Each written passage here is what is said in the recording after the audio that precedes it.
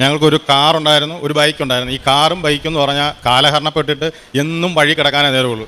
നമ്മൾ പല സ്ഥലത്തും ചെല്ലുമ്പോഴും ഈ വണ്ടി വഴി കിടന്ന് നാണക്കെട്ടിട്ടുണ്ട്. 2 വർഷമായിട്ട് ഞാൻ ഈ വണ്ടി മാറാൻ ശ്രമിച്ചു. കഴിഞ്ഞ ഉടമ്പടിയിൽ ഞാൻ ഈ നിയോഗം വെച്ചു. അപ്പോൾ ഞാൻ ഉടമ്പടി നിയോഗത്തിൽ വെച്ച കൂട്ടത്തിൽ ഞാൻ പറഞ്ഞാൽ എനിക്ക് സാമ്പത്തിക ബാധ്യത ഉള്ളത് കാരണം അധികം ബാധ്യതയില്ലാത്ത രീതിയിൽ എനിക്കൊരു വാഹനം എടുക്കാൻ സാധിക്കണം. പക്ഷേ എന്തായാലും കൊള്ളാം, 1 മാസം കഴിഞ്ഞപ്പം ഒരു ബാധ്യതയില്ലാതെ എനിക്ക് കാറെടുത്തു. 1 മാസം കഴിഞ്ഞപ്പോൾ തന്നെ എനിക്ക് ബൈക്കും മാറിയെടുക്കാൻ പറ്റി. ഇത് രണ്ടിലും എനിക്ക് വലിയ സാമ്പത്തിക ബാധ്യതയൊന്നുമില്ല.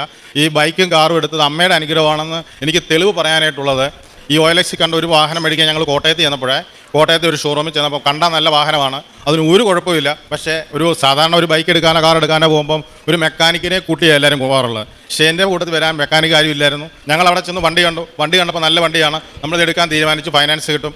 അങ്ങനെ നിന്നപ്പോഴത്തേക്കിന് ഞാൻ ഈ വണ്ടിയുടെ കേസിട്ട് മാതാവിനോട് പറഞ്ഞു, മാതാവേ ഇതിനെന്തെങ്കിലും ഒരു തടസ്സം അല്ല മോശമാണെങ്കിൽ അമ്മ അതിനൊരു തടസ്സം നിൽക്കണം, അല്ല അതിന് പറ്റിയ ഒരാളെ കാണിച്ചു തരണം. പറഞ്ഞു തീർന്നില്ല, അതിനു മുമ്പ് തന്നെ ഒരു വ്യക്തി വേറൊരു വാഹനം നോക്കാൻ അവിടെ വന്നു. ആ വ്യക്തി വേറെ വാഹനം നോക്കിയിട്ട് മോശമാണെന്ന് പറഞ്ഞു പോയി. ഞാൻ ആ പുള്ളിയെ വിളിച്ചിട്ട് പറഞ്ഞു, എൻ്റെ ഇവിടെ ആരുമില്ല, ഈ വാഹനം നല്ലതാണോ എന്ന് നോക്കിയിട്ട് പറയണം. ഞങ്ങൾ ഈ വണ്ടി ഈ പുള്ളിയെ കാണിച്ച് പുള്ളി എൻ്റെ ബോണറ്റൊക്കെ പൊക്കി നോക്കിയതിന് ശേഷം പറഞ്ഞു, ഈ വണ്ടി ഒരു കാരണവശാലും എടുക്കരുത്, ഇത് മൊത്തം ഇടിച്ച് നശിച്ച വണ്ടിയാണ്.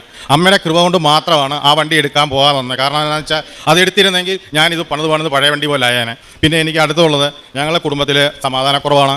പല കാര്യങ്ങളും ഒരാവശ്യമില്ലാതെയാണ് വീടുകളിൽ വഴക്കുണ്ടാകുന്നത്. ഒരാവശ്യമില്ല, നമ്മൾ പറയുന്ന കാര്യത്തിലല്ല വഴക്കുണ്ടാകുന്നത്. അങ്ങനെ പല പ്രാവശ്യമായിട്ട് ഞാൻ നിയോഗം വെച്ച്, ഈ പ്രാവശ്യവും ഞാൻ നിയോഗം വെച്ച് പ്രാർത്ഥിച്ച്, അമ്മേ ഈ കുടുംബത്തിലെ സമാധാനക്കേടൊന്നും മാറ്റി തരണം.